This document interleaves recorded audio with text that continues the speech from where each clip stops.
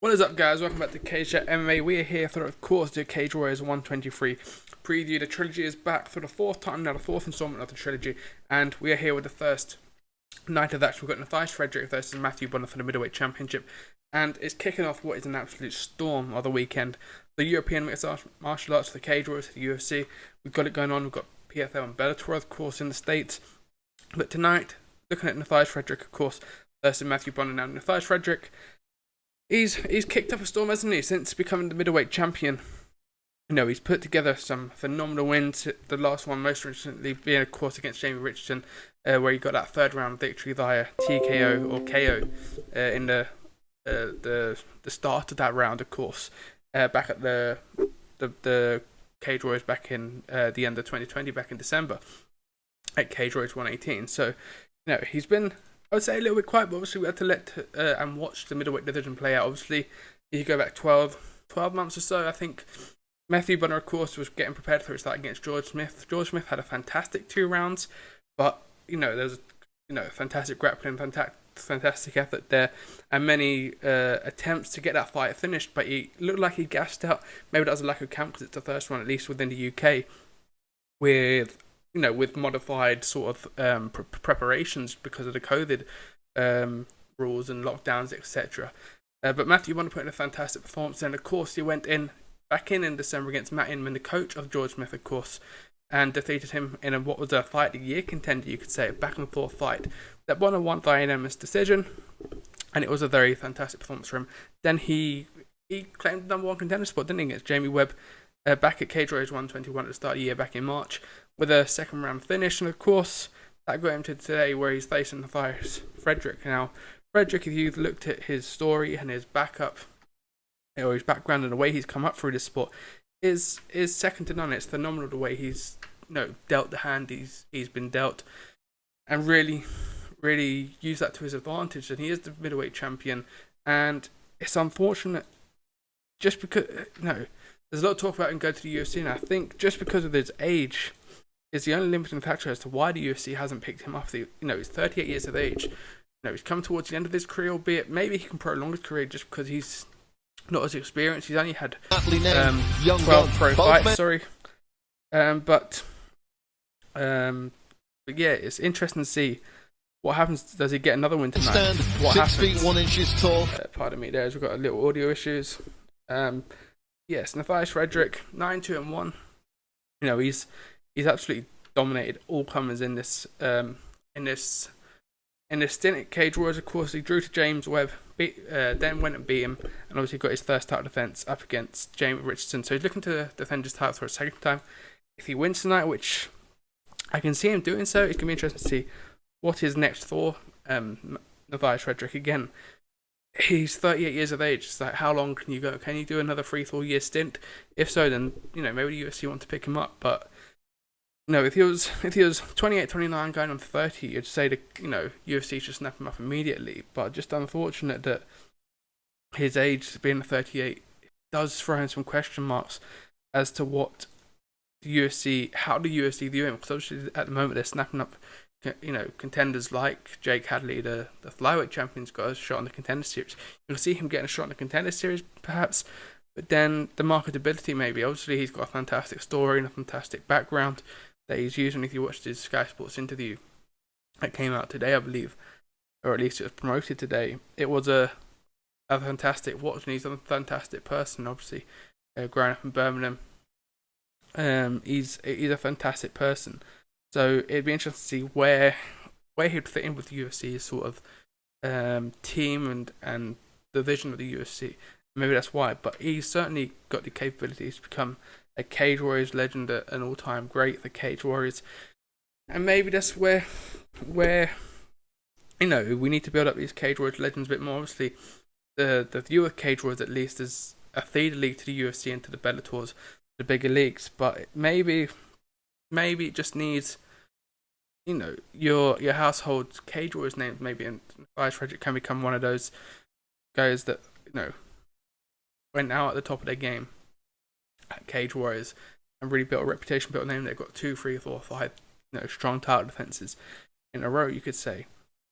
But it's going to be a tough night for him. Matthew Bonner, as we mentioned, his games. Anyone, he had a fantastic decision win against Matt Inman. George Smith, beat him for 2 rounds, and then Bonner came out in the 3rd round and got that finish after George Smith had tired himself out. Of course, he's 30 years old, so he's got an 8-year age advantage coming out next gen in Liverpool, which is fantastic. Jimmy's 6'2", obviously Fredrick's 6'1", so it's quite close in height. But it's going to be a fantastic main event. It's just going to be a case of does it go to 5 rounds. It is a tough one to predict. Obviously, let your thoughts in the comments down below. Are you going for Nathias Fredrick or Matthew Bonner?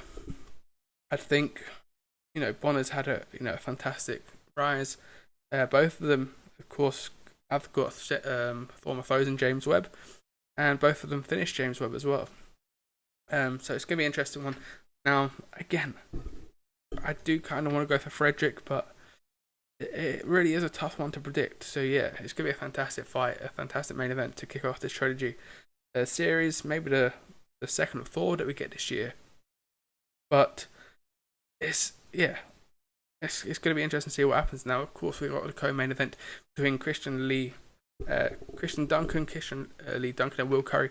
This one you could say is probably the number one contender bout. That it's the co-main event to the middleweight bout. Same division, of course. You'd probably say that this one could potentially be a number one contendership bout with a very impressive performance for either one. You could see that happening if either one against 3-0. Maybe you could argue against that due to the experience of those two.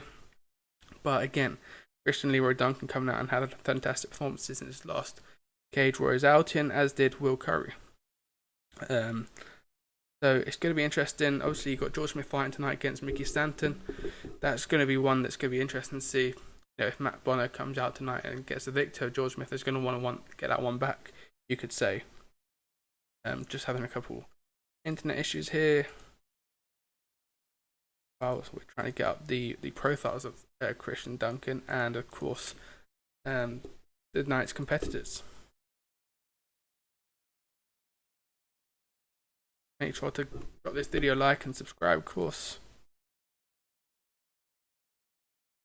So yes, it is on UFC Fight Pass, of course. The prelims that's just gone underway, and we've just had a finish in the first fight, of course, between Jimmy Thel and Rory Evans. So a fantastic kickoff to the night down at York Hall. It's a shame that the restrictions got pushed back and how close it is to the restrictions. Obviously, in the UK, we were supposed to have them released in June, so we could have pretty much full freedom. Go to events like Cage Warriors, and it would have been nice to have a full York Hall tonight, but unfortunately that's not the case, and it should be the final one, at least in the UK, to go without fans. I'm thinking that there's going to be one in September, October, and probably one at the end of the year in December maybe, but at least one more this year, which hopefully can have fans in. It'd be beautiful if they could pitch it for September with UFC 266 rumoured. What a fantastic week that would be for UK MMA and European MMA as a whole. Thursday to Saturday, Cage Warriors, finish with the UFC 266. That would be absolutely phenomenal, but maybe that's wishful thinking there. And it looks like my internet is struggling properly tonight, isn't it? I do apologise, but yeah, Christian Duncan's fantastic. Will Curry's a fantastic middleweight, of course. Let's see if we can get this rectified ASAP. Go to UFC Fight Pass. The second fight's underway, of course, and it's going out to be a barrage again. These two wasting no time here going for this one. Obviously, of course, throughout the weekend, we've got Aji Sadari versus Joe McColgan tomorrow for the lightweight title. And of course, we've got the big cherry on the top on Saturday when Ian Gary takes on Jack Grant for the welterweight title. Ian Gary, the future, coming out of Ireland, a fantastic fighter. He's got all the game, all the talk, a lot of comparisons to Conor McGregor because of the brashness and the ego, you could call it, the confidence, you could call it. But I think he's a special talent that the Ireland have got. Obviously, they got Paul Hughes, you got Joe McColgan, of course, fighting for a title tomorrow. It's a fantastic array of talent over at Cage Warriors right now, and in Ireland, and those are leading the forefront. Of course, we did have some news earlier that there's been a mishap or a misfortune or a disagreement between Ian Gary and his team at KF, of course. But unfortunately, it'll be interesting to see Ian Gary did put out a statement earlier, but of course he's going to make his thoughts known and his actions speak for him in the octagon on Saturday night. Again, still having a couple of internet issues. I do apologise. Let's see. Hopefully, my computer's been running slow all day.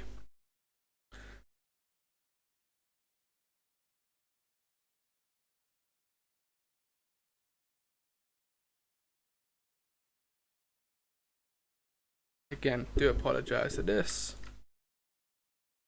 But yeah, Christian Leroy Duncan, of course, middleweight 3-0, had a fantastic 3 fights with Cage Warriors. Did a phenomenal couple of finishes in there. Will Curry's had the same 5-1, and it's going to be interesting to see, if Graham Boylan does decide the winner tonight does get that title shot against the winner. It makes sense just due to the placement of the card. If you ever listen to Charles Sonnen, placement of the card is all important. The fact they're on the same card, gives the same time, hopefully, it hypothetically speaking, the same amount of rest, same amount of time to get back into camp and switch it all around. But obviously, George Smith, Mickey Stanton, both of those are probably 1 or 2 fights away, especially George Smith coming off the back of that loss to Matt Bonner. He'd probably have to get a win tonight, Mickey Stanton, and fight again, get a win, and then go into 2022 with a title opportunity. I'd say that's the way forward for him. Now, looking at the title opportunity, of course, is Sam Creasy, who's obviously fighting this weekend, but Abbey as well. Aaron Abbey is fighting tonight against. Sorry, I do apologise. This internet has absolutely killed me and thrown me off track.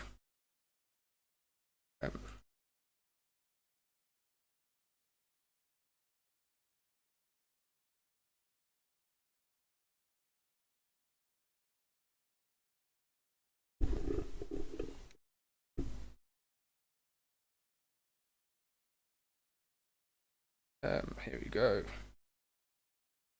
Yeah.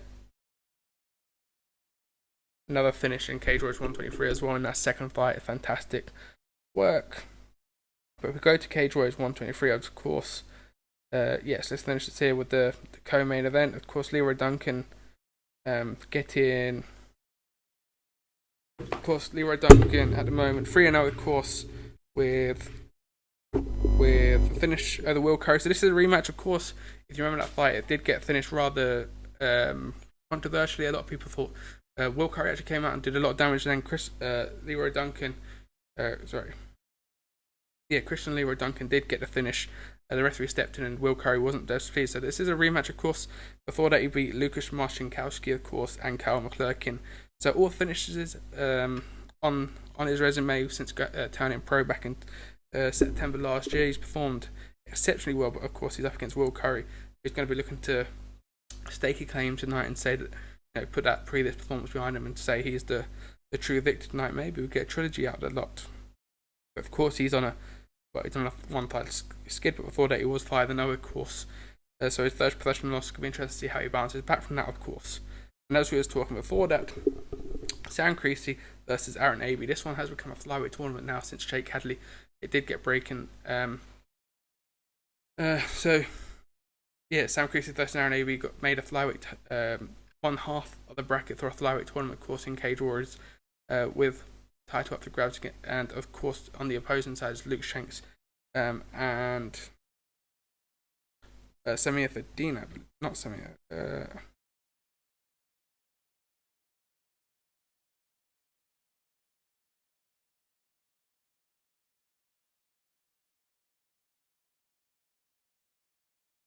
Apologies with my internet.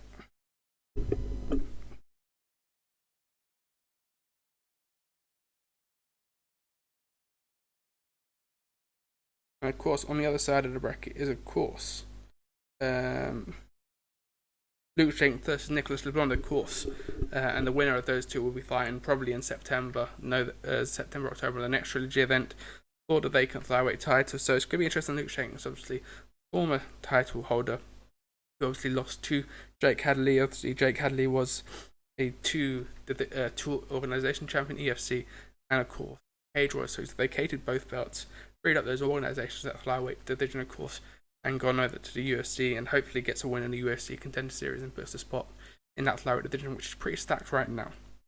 But to go back to tonight, Sam Creasy 13-3 against Aaron Abbey 11-3-1. So two hugely experienced individuals now, especially in Cage Warriors. Again, we with giving it the full respect and the credit that it deserves, has become a league up to boost your platform and your record, and build a brand for yourself, especially within European MMA, and then move on to the UFC, the big leagues, you could say. But obviously, Sam Creasy is on a 2-fight win streak, beating Nicholas LeBlanc and, of course, Adamaro Singer. And tonight, if he defeats Aaron Abbey, it will be fantastic. His last loss was against Samir Thaddean, and before that, he had beaten Andy Young and Conor Hignett. So he does actually have this record of going 2 wins, 1 loss. So at least on his resume tonight, might not be a good night for him. But I'd imagine he's putting a lot of work for tonight's fight, and with the added bonus and finding out on, I believe it was yesterday or it's not the day before, that it's now a tournament bout.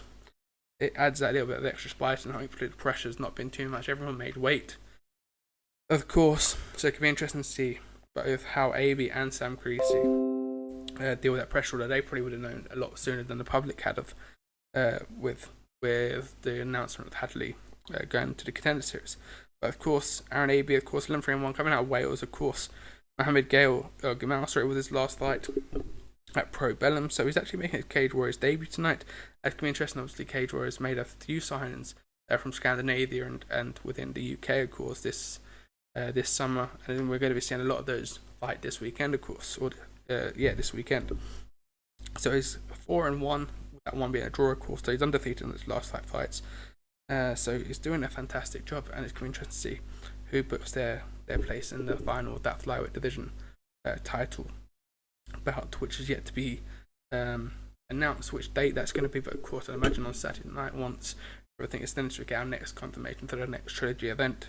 And of course, Cage Warriors 126 is happening in California, but that is quite soon for both parties, of course. And let's not forget, of course, Mick Stanton versus George Smith. Mick Stanton 6-6 in this one, coming in off the back of 2 losses against Aaron Khalid and Midas Laminas, 2 fantastic competitors, of course. Maybe Midas Laminas is probably maybe the number 1 contender after tonight, of course. I believe he's on a fantastic streak himself and nothing. But yes, middleweight division in the Cage Warriors is absolutely stacked.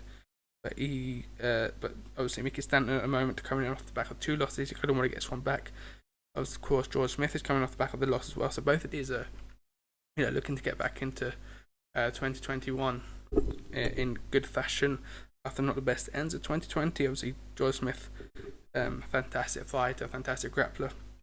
Lost to Matt Bonner at Cage Warriors 114 back in Manchester, of course, last year. But he looked great at Cage Warriors 112. Of course, he got that armbar finish within a few seconds of his that bout, of course, against Lukasz Marcinkowski. So I'm hoping at least that Manchester get the result tonight. SBG Manchester getting repped twice now with Manny Akpin and, of course, George Smith. Obviously, Matt Inman was over in Vegas at the weekend last weekend with David Grant. So hopefully he can get back to winning ways this weekend. And SBG Manchester are doing absolutely incredible stuff at the moment. Obviously, Manchester MMA as a whole is doing fantastic with Manchester Top Team Predators MMA, etc. It's really flourishing right now. We've got some upcomers coming as well. So next year or 2, 3 years maximum is going to be an absolute golden patch for Manchester with mixed martial arts. But I am going for a George Smith win, of course. Maybe that's a little bit biased in my heart, with George Smith being with SBG Manchester, and obviously going to SBG Manchester last year, of course. So it is going to be interesting to see what happens there. But it's a fantastic card, and Canada that's opening the night. We've got a flyweight belt, which is now for a tournament bout for a potential title opportunity. We've got the middleweight title on the line. We've got Christian Leroy Duncan and Will Curry, which is a much anticipated rematch from the previous trilogy, and hopefully everything from that first fight gets laid out in tonight's fight, and we can move both of these on. But again, 2 fantastic competitors. We've got Liam Gittins against Emras Sonmez, of course, and we've got Manny Akpin closing out the prelims, which are on at the moment. So it's a fantastic card. He fights Scotland's Kerr Harvey, of course, which is interesting to see that England versus Scotland. We saw what happened in the football. It's time for mixed martial arts with its own event, and of course we're repping Maniac Pun for that one in the UK. Omar Brown versus Gerald Downey Cave is taking place just in a moment, I believe. So yeah, it's an interesting one to see what happens there. But I'm going to wrap it up there, guys. Make sure to hit that subscribe button. Make sure to drop a like and comment. I do apologise for the internet issues previously on this video. We'll make sure they get them fixed. We will be covering each Cage Warriors event, of course. And I'll see you guys on the next video.